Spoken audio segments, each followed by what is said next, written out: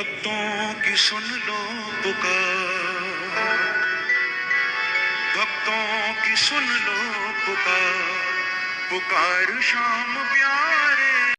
ब्रह्मा गुरुर्विष्णु गुरुर्देवो महेश्वरः, गुरु साक्षात् परब्रह्म तस्मै श्री गुरवे नमः। नमः कुंज बिहारिणे, नमः कुंज बिहारिणे, स्वामी श्री हरिदासाय गुरुणां गुरवे नमः। योऽन्तः प्रविश्य मम वाचमिमां प्रक्षुप्तां सञ्जीवयत्यखिलशक्तिधरः स्वधाम्ना, अन्याश्च हस्तचरणश्रवणत्वगाधीन् प्राणान्नमो भगवते पुरुषाय तुभ्यम्। यत्र यत्र रघुनाथकीर्तनं तत्र तत्र कृतमस्तकाञ्जलिं, बाष्पवारि परिपूर्णलोचनं मारुतिं नमत राक्षसान्तकम्। पिबत निगमकल्पतरोर्गलितं फलं, शुकमुखादमृतद्रवसंयुतं पिबत भागवतं रसमालयं, मुहुरहो रसिका भुवि भावुकाः। श्री राधे। श्रीमद् भागवत के इस रसालयम रस के घर में हम पिछले 5 कड़ियों से गोता लगा रहे हैं, उस रस का आनंद भी ले रहे हैं, क्योंकि ये भागवत तो रस का घर ही है।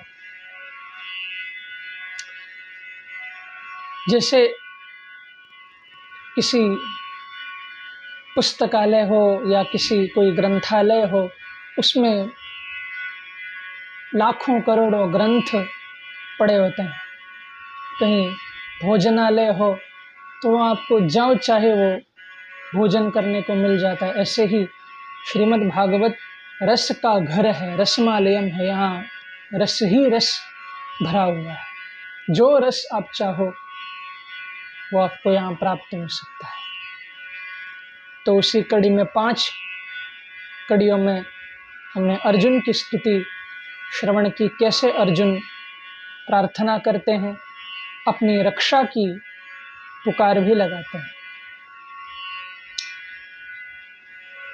और ये भी सिखाते हैं कि कैसे प्रभु के सामने हम जाएं, कैसे प्रभु के सामने प्रार्थना करें, फिर अपनी मांग या अपनी रक्षा, दुख या सुख जो भी हो प्रभु के सामने रखें।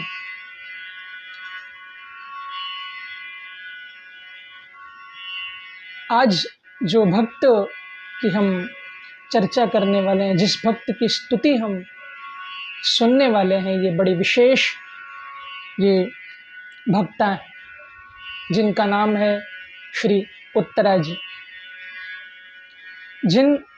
जो उत्तरा कौन है? ये श्री अभिमन्यु की पत्नी है और अर्जुन की पुत्रवधू है। अभिमन्यु तो वीरगति को प्राप्त हो ही चुके हैं, लेकिन उत्तरा जी के गर्भ में एक बच्चा पल रहा है, जो आगे जाकर के परीक्षित महाराज बन करके आने वाले हैं, जिनकी कृपा से हम श्रीमद् भागवत को श्रवण कर पा रहे हैं। क्योंकि सुखदेव जी महाराज ने परीक्षित जी को ही सुनाया था, और वही कथा हम सब श्रवण कर रहे हैं, आनंद आज तक ले रहे हैं। तो इसकी भूमिका हम जाने। अश्वत्थामा ने पहले तो 5 पांडवों के बेटे को तो मार ही चुका था, लेकिन अब फिर से उसने ब्रह्मास्त्र को छोड़ा है।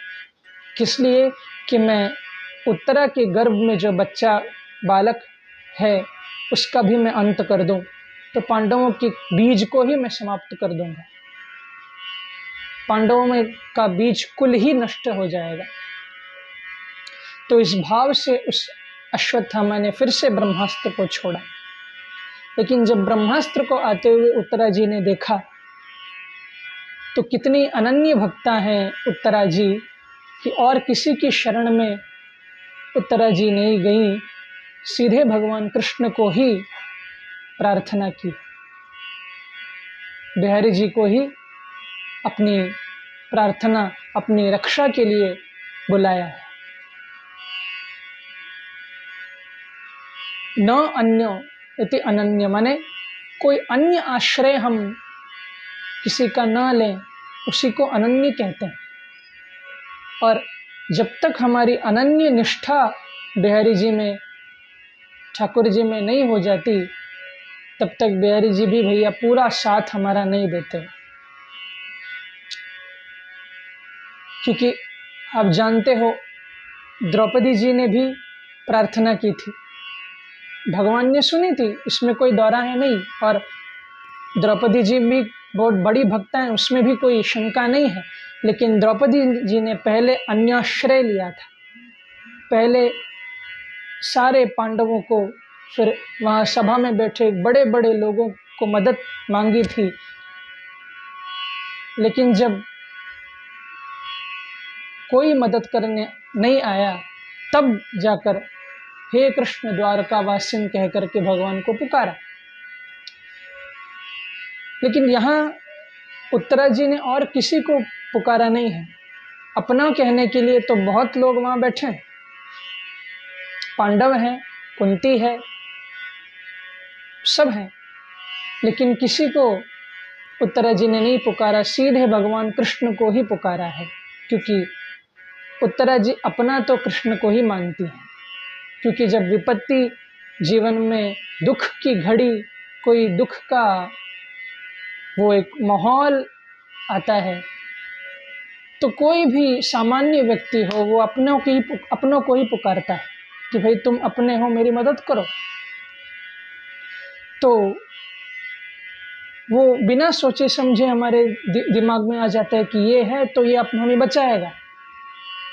लेकिन उत्तरा जी को देखिए, बिना सोचे समझे, माने एक क्षण भी गवाया नहीं, सीधे भगवान की ही शरण में गई है। माने भगवान को ही उन्होंने अपना माना है और किसी को अपना नहीं माना, और उनकी ही शरण में, उनकी ही प्रार्थना करने के लिए उत्तरा जी गई हैं।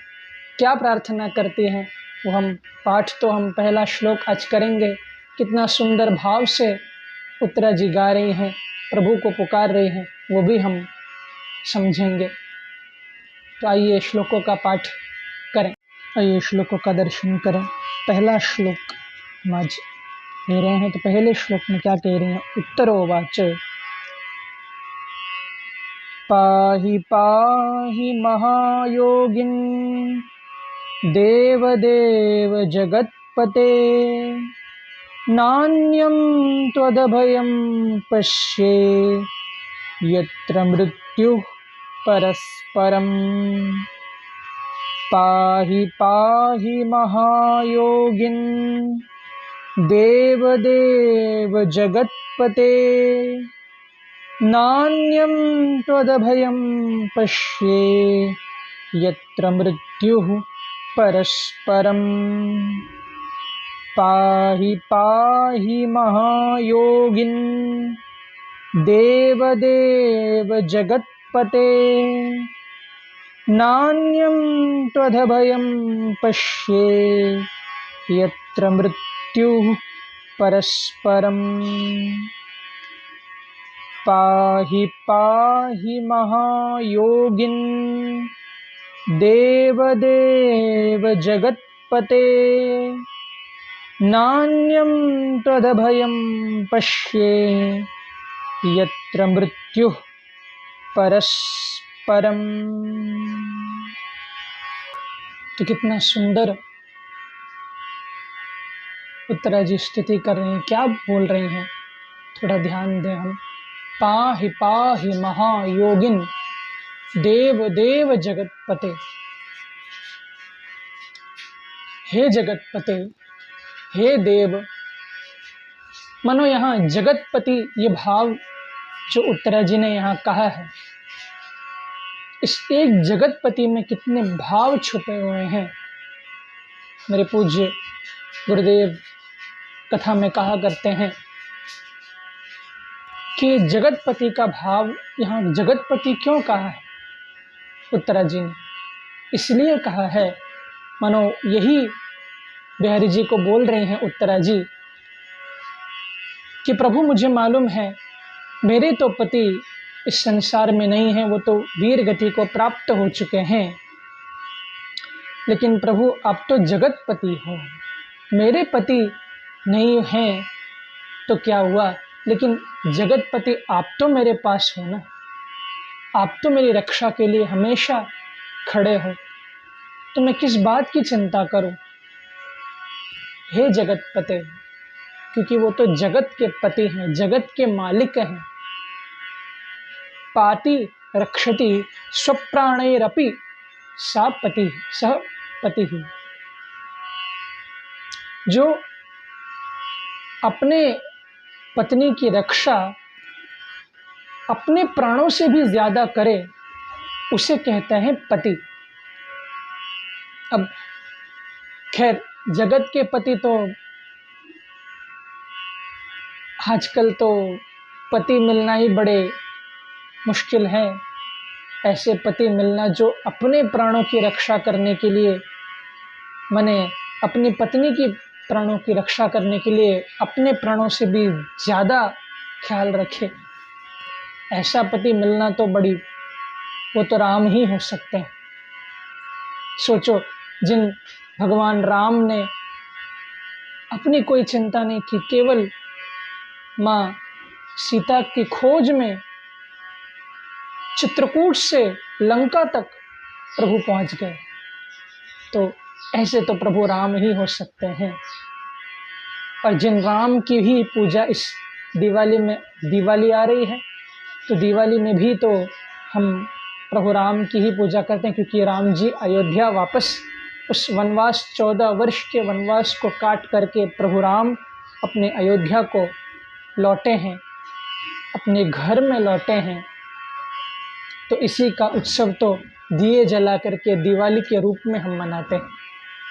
तो इस माध्यम से मैं आप सबको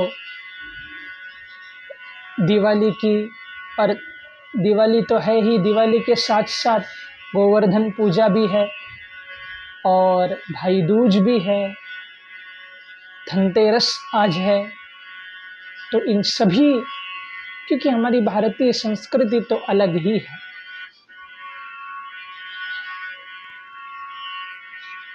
तो इस धनतेरस की, दिवाली की, दीपावली की, गोवर्धन पूजा की और भाई दूज, इन चारों उत्सवों की आपको ढेर सारी शुभकामनाएं। श्री कुबेर महाराज की कृपा आप सबके घर में बनी रहे, साथ साथ उस कुबेर के साथ भैया बुद्धि का भी प्रयोग हम करें, लक्ष्मी जी भी प्रसन्न हम सब पर रहें, आप सब पर रहें, और सही बुद्धि से उस लक्ष्मी का हम प्रयोग करें। इसके लिए गणेश जी भी हमको बुद्धि प्रदान करें कि उस लक्ष्मी को हम सही ढंग से, सही कार्य में, अच्छे कामों में, सेवा के कार्यों में हम लगाएं, ऐसी हमको मति प्रदान करें, तो आपके घर भंडार भरे रहें, यही मैं बिहारी जी से प्रार्थना करता हूँ। और साथ साथ याद रखना, केवल लक्ष्मी की ही पूजा मत करना, इस दिवाली को लक्ष्मी के साथ नारायण की भी पूजा करना, माने नारायण के साथ लक्ष्मी की पूजा करना। आपको मालूम होना चाहिए लक्ष्मी जी के 2 वाहन होते हैं, मेरे पूज्य गुरुदेव कहते हैं 2 वाहन होते हैं, एक होता है गरुड़ और एक होता है उल्लू। तो आप यदि केवल लक्ष्मी की पूजा करेंगे तो भैया लक्ष्मी जी केवल जब अकेली आती हैं तो उल्लू पर बैठ करके आती हैं और उल्लू ही बना करके चली भी जाती हैं। लेकिन यदि आप चाहो कि लक्ष्मी जी का वास अखंड हमारे घर में रहे तो भैया नारायण को पूजना भूलना नहीं, नारायण के साथ लक्ष्मी की पूजा करना। तो जहाँ नारायण हैं वहाँ लक्ष्मी जी भी अखंड आकर के बैठ जाएंगी, क्योंकि गोपियों ने कहा ना, श्रयत इंदिरा शश्वदत्र ही, वो लक्ष्मी तो ब्रज में शाश्वत रूप से बैठ चुके। क्यों? क्योंकि आप यहाँ पधारे हो कृष्ण। तो कृष्ण के साथ, नारायण के साथ लक्ष्मी की पूजा करना, तो आपके घर भंडार सब भरे भरे ही रहेंगे, हमेशा लक्ष्मी का वास अखंड रूप से होगा। तो यहाँ कहने का अभिप्राय, पति तो उसे कहते हैं जो अपने प्राणों से भी ज़्यादा अपने उस पत्नी की रक्षा करे।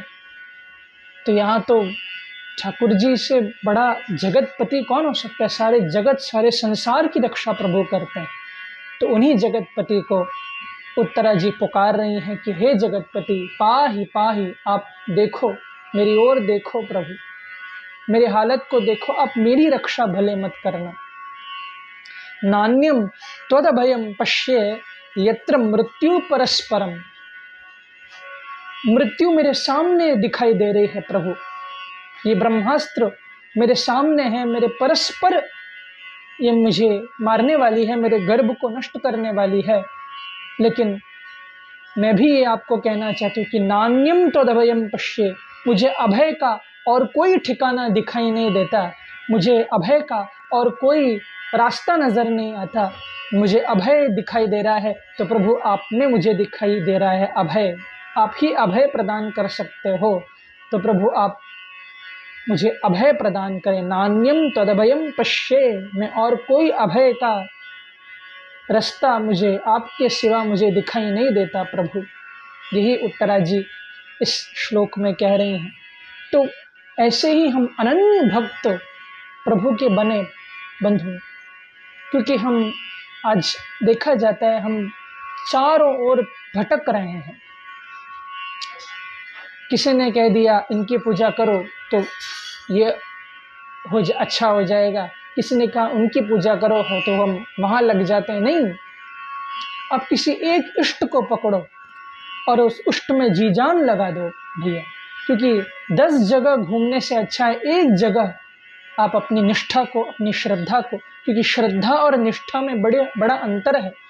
श्रद्धा हम सबकी रख सकते हैं, सब देवताओं में, सब भगवानों में हम श्रद्धा तो रख सकते हैं, लेकिन निष्ठा याद रखना एक ही में लगती है।